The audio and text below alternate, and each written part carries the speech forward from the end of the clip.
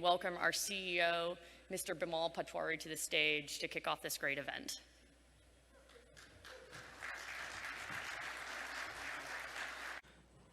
Thank you, Amanda, and good morning to all of you. Thank you so much for coming down out of your busy schedule. We are really delighted. Friends, it's a very exciting time for us, and I'm sure for all of us. And we will discuss that, why we are at a time when our industry has not done so well in adopting technology. Every other industry you see, whether it's telecom, whether it's automobile, whether it's healthcare, whether it's any other industry, the productivity gains have been amazing.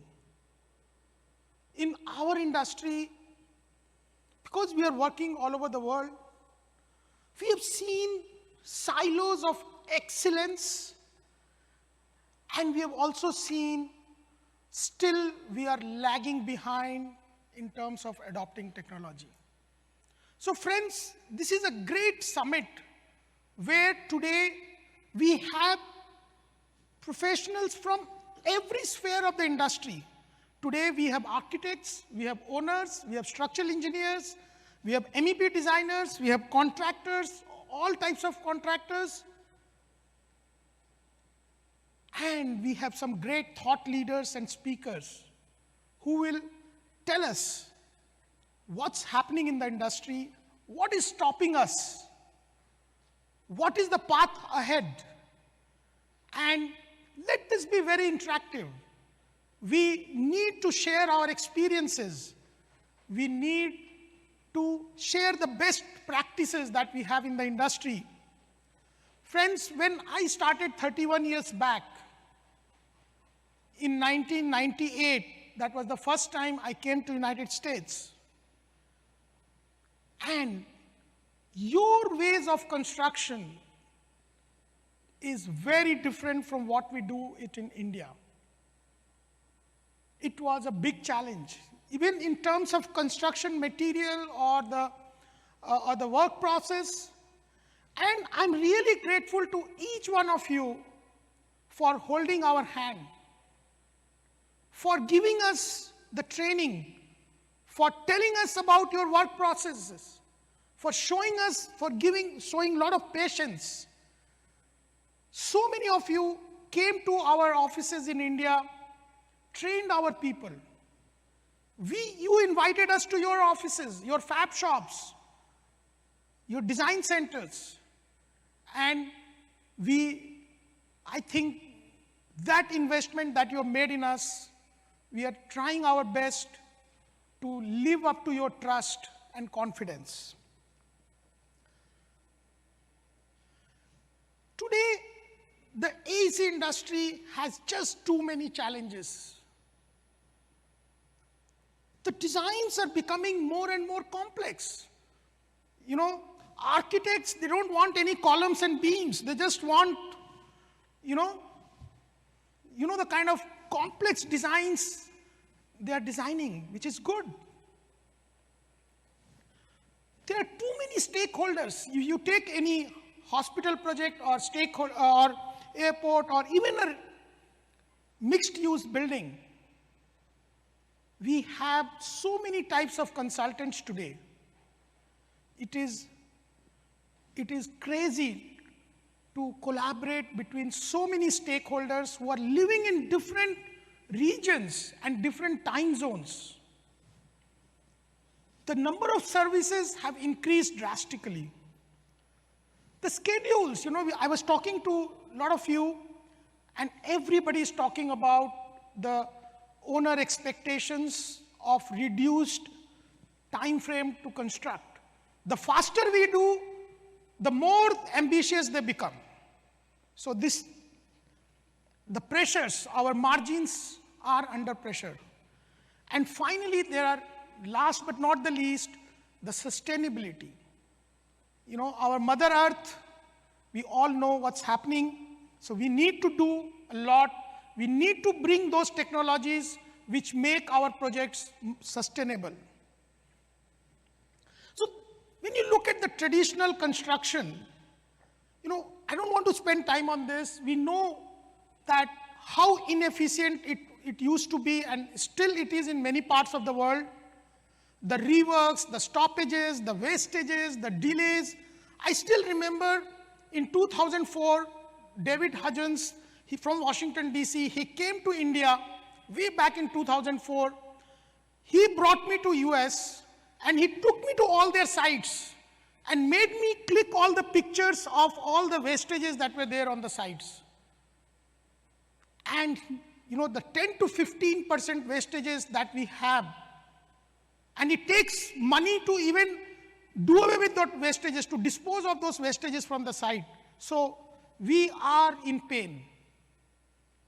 So we started Pinnacle with a vision to bring certainty and efficiency in construction.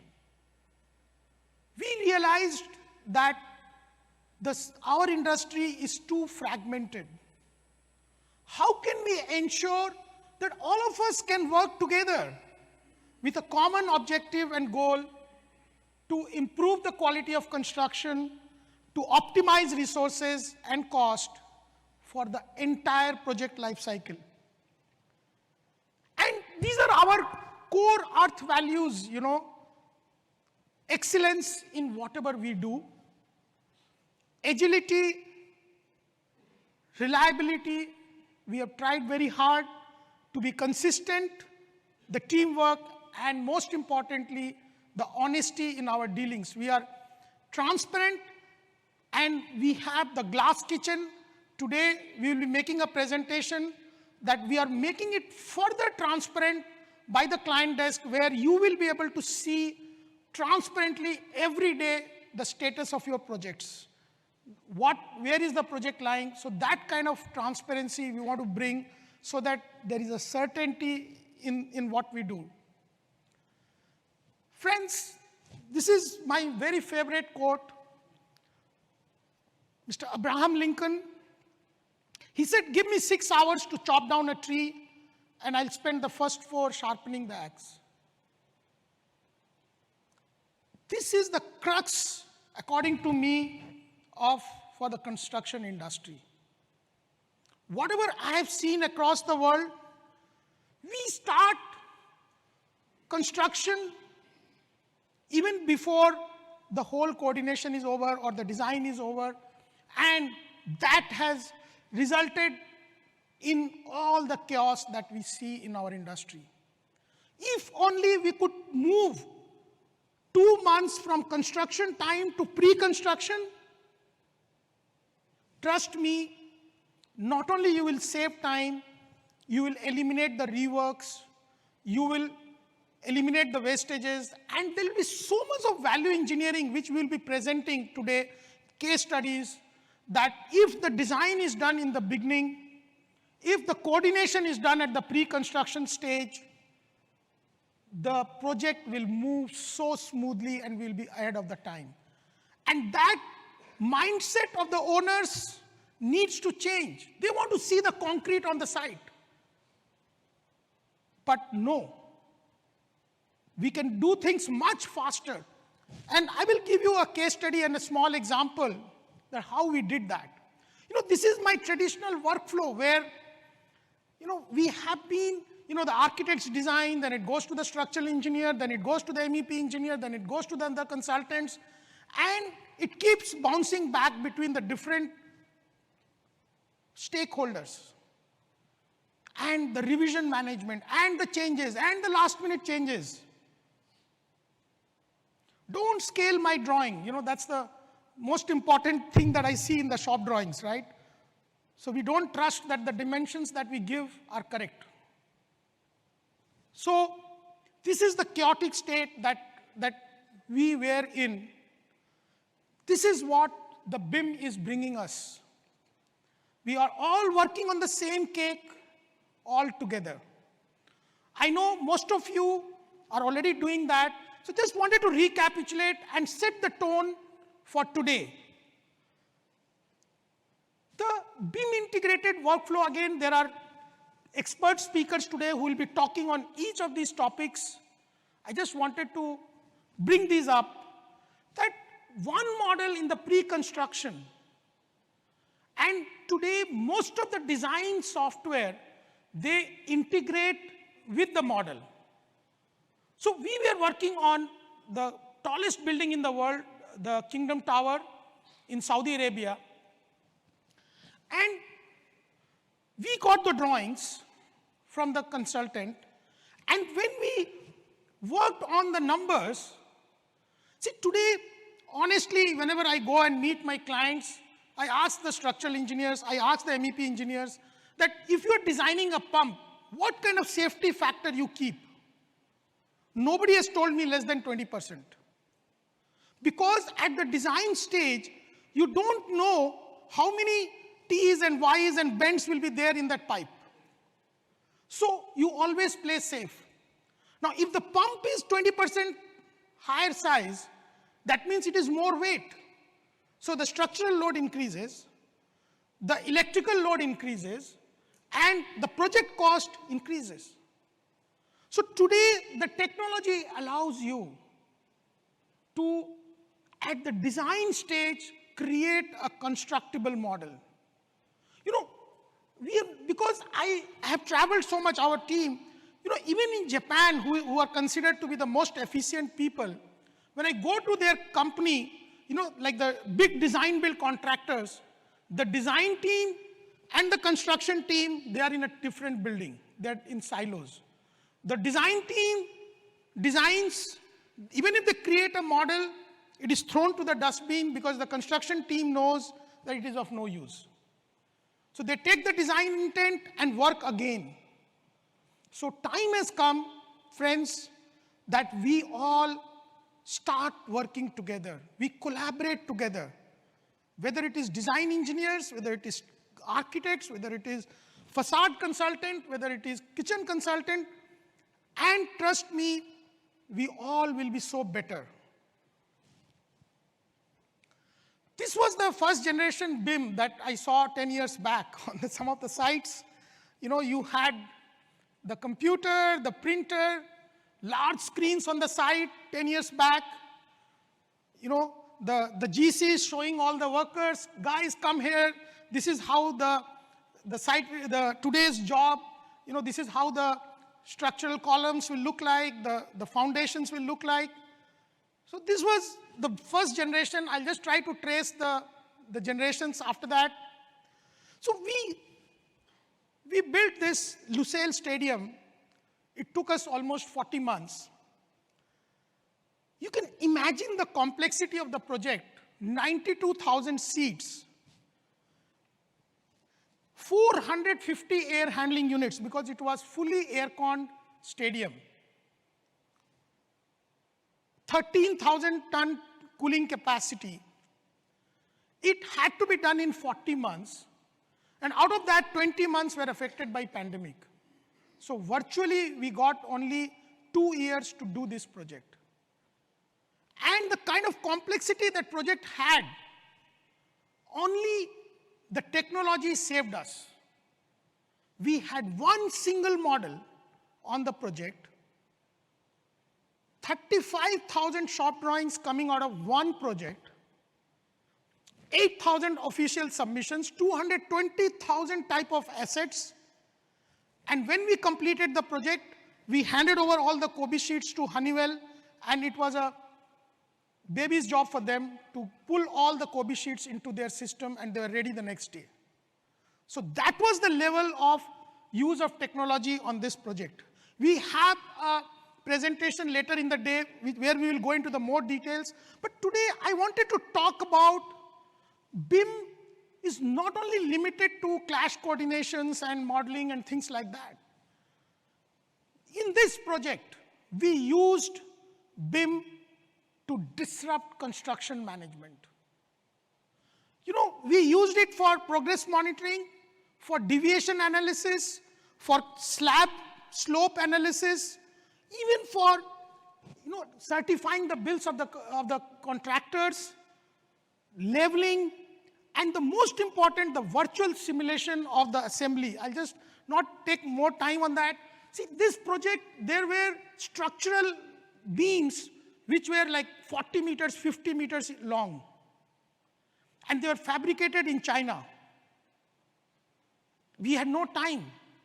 So imagine, so what we did was, as we progressed construction, we are continuously making the as-built model of that. So we knew all the columns, the position of all the structural columns. And then we told the fabricators to send their scans from China. We would put that scan on our as-built model, check the alignment, give them the feedback so that they can do the corrections in China. And there's a very detailed presentation at the end, so I don't want to, I just wanted to show that how, even at the assembly stage, you know, like at the site, it was a very complicated. If you look at the skin of the facade, it was crazy. The adoption of technology could only make it possible to do it within the time. So, my friends, the second generation BIM that we are talking about, we need these three things on the site if we really want to be efficient. The iPads, the laser scanner, and the total station. If you don't have these equipments on your construction site, you are losing out big time. And you are losing out to your competitors who are smart and who are using all of these three technology. And today, I'm very happy that we have speakers who will explain to us each of these, the role of each of these equipments, why and how optimally we can use them. The areas of automation, I want to skip that. You know, modularization, you know, I was talking to some of you who have used it so well in Phoenix. They told me, WD Manor, that for a hospital project, they used the racks. They even collaborated in the IPD project. They got the racks given by the GCs. They put their mechanical and plumbing, and then the electrical guy came and put the electrical trays and everything inside the racks, and the racks just went to the site and they got it assembled.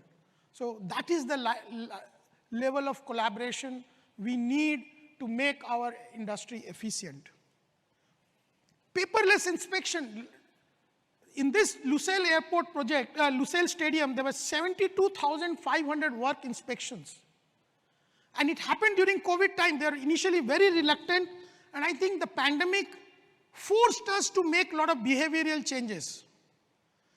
They had to accept the paperless inspection so that we did not have to generate the 8 copies, and the consultants and everybody could get the inspection report, put their comments, if there were any snags, you know, to complete that. And it all happened paperless in such a large project.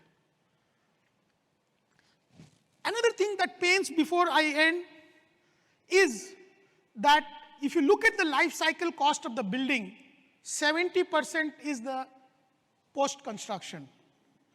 But 95% of the data captured in the construction and engineering industry goes unused. Steve, he is one of the greatest, I would say, researchers and most knowledgeable expert on the field who has gone to every region in the world. He will be talking more about where the technology is moving towards after this.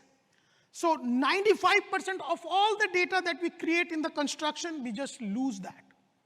So what can we do with that data? We need to use it for the facilities management. Again, we have a good presentation on facilities management. So I just wanted to talk about one change, one disruption that's happening in this industry. And that is the IoT sensors. Friends, at present, I was talking to yesterday one of the firms, Intimation, who are specializing in facilities management. And I was not surprised when they told me that 2/3 of the people of the facilities, they wait for the things to break down and then change it.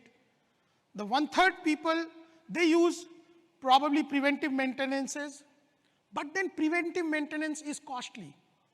because you have to, if you've got 1,000 pumps, you have to service all the 1,000 pumps, do the visual inspections. But can we put an IoT device on each of these pumps and online track all the data that we need to monitor the health of each of the equipment? So we are able to predict failures. We don't need to go and attend every equipment. We need to attend it when it demands. So we are saying maintenance, not even by preventive maintenance, not by preventive maintenance schedule, maintenance by analytics. And that is where we should be heading to, and we have some presentations on that also. So friends, I won't take more time. The AEC industry needs disruption badly. And together, we all will make it happen. I think today in this room, we have the best of the brains and the experts and all the trades who are here. And I'm glad that we could give a platform where all of us could assemble and discuss these technologies, discuss the challenges that we have in adopting this, and we should be doing well from there. Thank you very much for attending. Thank you so much.